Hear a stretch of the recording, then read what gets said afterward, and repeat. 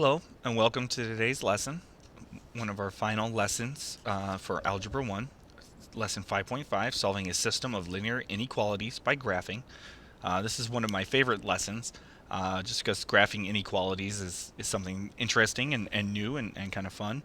So we're going to look at these, and we're going to graph them very similar to the way that we graph a system of equations, except that we're not looking for the point of intersection, but we're going to be looking for where the shading overlaps. So when we're looking at our system of inequalities. So today we're just going to kind of focus on graphing inequalities, just one inequality, and then we'll go from there. So let's take a look here at our first one, and we'll get started. So let's write down some rules for us to follow and guidelines for us to have as we're going through this. So the first one is that we're going to rewrite an inequality in slope-intercept form. So we always just want to be able to graph them in slope-intercept form. So we don't forget to reverse the inequality symbol if you divide or multiply by negative. So that's a review from previous lessons on rewriting inequalities. Always want to make sure we flip that sign if necessary. We want to determine whether to use a solid or a dashing line and graph it. So we use a solid line when we have the or equal to symbol. We use a dash line when it's just less than or greater than. So a solid line, just like an equation, when it's equal to, we have a solid line. We're using a dash line when it's not equal to. And we always want to determine whether to shade above or below the line, and we're going to use a test point. Typically that test point, a good point, is 0, 0. That point will either be above or below our line, and we can use that kind of just like we did with the graphing of the system of equations as kind of that test point to see, hey, did our point work or not work? We're going to use that test point to determine whether we shade above or below our lines. All right, so let's take a look here at an example.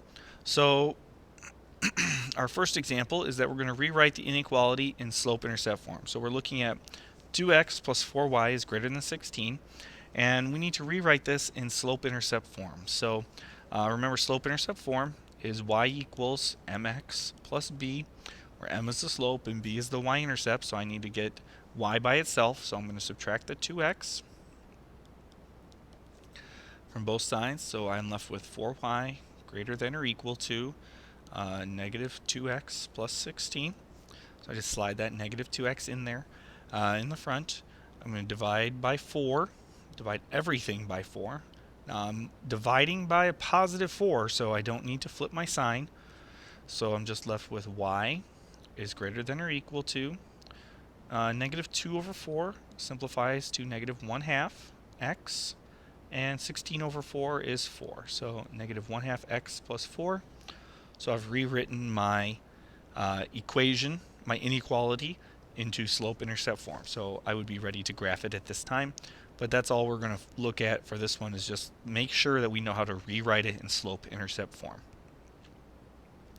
Step number 2 is determine whether to use a solid or dashing line and then graph it. So we use a solid line once again when we have the or equal to symbols, greater than or equal to, or less than or equal to, and we use a dash line when it's just less than or just greater than. So in our problem, we had negative 1/2 x plus 4, y is greater than or equal to. So I see this symbol, so that means I'm going to use a solid line. So let's graph this. So plus 4 is where I start, so 1, 2, 3, 4. My slope is negative 1 over 2, negative 1, 2. So I get a few points going, and I need to graph it, and I'm using a solid line. So I'm going to get my ruler out, and I make sure I get my solid line going here. Oops, and I lose my blue pen. Sorry about that. So this is a sketch. So there's my line of my graph. So I'm done at this point with step number 2, but remember, step number 3 is to determine whether to shade above or below the line. And I'm going to use that test point 0, 0. So because I'm going to be shading, I'm going to want to get my highlighter out. So I'm just going to kind of go like this for just a second here. And remember, this is an x value and that's a y value. So I'm going to just plug those in, and I'm going to see, does 0, 0, this point, is that included in my answer or not included in my answer? So 0 greater than or equal to negative 1/2 times 0. And you're going to see why I picked 0, 0. I could have picked any point on this graph. 10, 10, negative 10, 10. I could have picked anything I wanted to. But 0, 0 really comes out nicely and it works for us well here. So let's just see. So I want to know, is this true or not true? So is 0 greater than or equal? Well, negative 1/2 times 0 is just 0 plus 4. So is 0 greater than or equal to 4? That's our question. Is 0 greater than or equal to 4? No. So is 0, 0 in our solution? No, it's not. So I do not want to graph 0, 0 in my solution. So my solution is all these points that are above the line, including the line itself. So when I shade, I just shade in all this above it. So you might want to get a marker or a highlighter or something like that for yourself. So as you're coloring your graph or shading, you can do that as well. If 0, 0 was in my solution, then I would include it and I would have shaded below the line. But because it's not, I shade above the line. Let's just check a point here above it. So let's pick 10, 10. So 1, 2, 3, 4, 5, 6, 7, 8, 9, 10. So that should have been this point right here. So when I plug that in, I should get a yes. So is 10 greater than or equal to negative 1/2 times 10 plus 4? Well, 10 greater than or equal to negative 1/2 of 10 is negative 5 plus 4. And that is a negative 1. Is 10 greater than or equal to negative 1? Yes. So I did shade the correct side of this graph.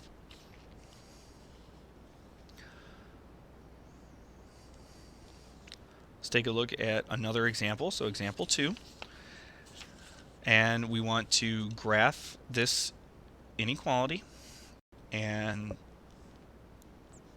shade our graph accordingly. So the first thing I need to do is write it in slope-intercept form. So I have y plus 1 is less than 2x. I need to subtract the 1 from both sides. So I have y is less than 2x minus 1. I'm in slope-intercept form. So I'm ready to graph, but is it going to be solid or dashed? Well, this symbol tells me that it is dashed. So I want to make sure I include that as I'm graphing. So I go to negative 1, up 2 over 1, up 2 over 1. So as I'm graphing my line here, I want to make sure I'm doing a dashed line. You can already see I started off with a solid line, but I have my dashed. And I might go back and just kind of dash this up a little bit here, if I can. And make sure I get my dashed line. And now I need to shade with my test point. So I see 0, 0 is above, so my test point can be 0, 0. It's not on my line. I don't want to pick a point that's on it. And I could go back to this rewritten equation, but I always like to go back to the original, because what if I messed up and forgot to flip my sign, or I did something else that I just rewrote it and I made a silly mistake. So I always go back to my original and ask myself there, because it should check in there. So 0 plus 1 is 1, and 2 times 0 is 0. Is 1 less than 0? No. So do I shade on that side? Do I shade 0, 0? No. So I just shade on this side of my equation instead. And I've graphed y plus 1 is less than 2x, or y is less than 2x minus 1. Okay. Now I have 3 problems for you to graph these on your own. So if you could please pause this at this time and graph these equations or inequalities, and we'll come back and check them momentarily. Okay, hopefully you've had enough time to graph our inequality. So we have to remember our 3 steps. So we want slope-intercept form. We need to remember, is it dashed or solid? And the shading. And we usually use the test point 0, 0 to determine what shading. So let's take a look. This is already written in slope-intercept form, so I can just get right to graphing it. So I go up 3, and I'm going to go down 1 over 2, down 1 over 2. And is this going to be solid or dashed? It's going to be a solid line, very nice. So I kind of make my sketch here. And 0, 0 will make a good test point, so I plug that in. Is 0 greater than or equal to negative 1/2 times 0 plus 3? I want to know. Is 0 greater than or equal to, that's 0 plus 3. So is 0 greater than or equal to 3? And the answer is no. So do I shade the 0, 0? Nope. So there's my graph for that one.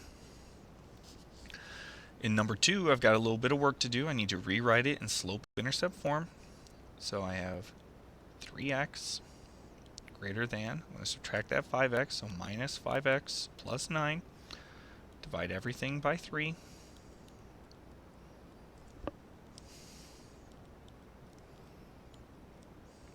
So x is greater than negative 5 over 3.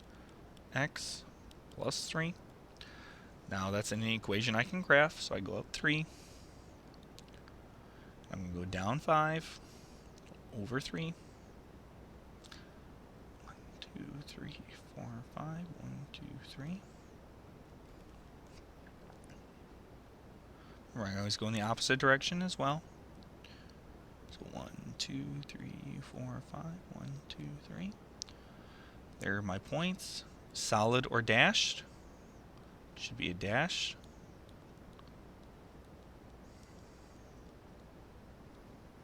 So there's my graph.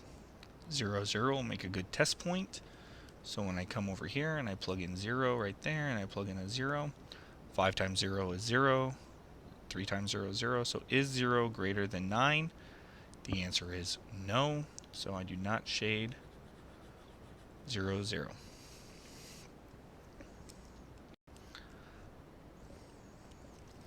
And let's take a look at our last one. Y equals, so if I was going to write this in slope-intercept form, I would say y is less than 0x minus 4. So I have negative 4. And I just have a slope of 0.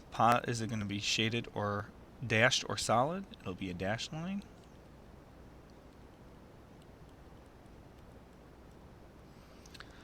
And I plug in 0, 0. So is 0 less than negative 4? The answer is no. So I shade everything below it. Hopefully you did well on that, and that is the end of today's lesson on graphing inequalities. If you have any questions regarding today's lesson, please consult with your teacher directly, and make sure you complete your assignment and homework assignment before doing the homework quiz for this lesson. And I thank you for your time today.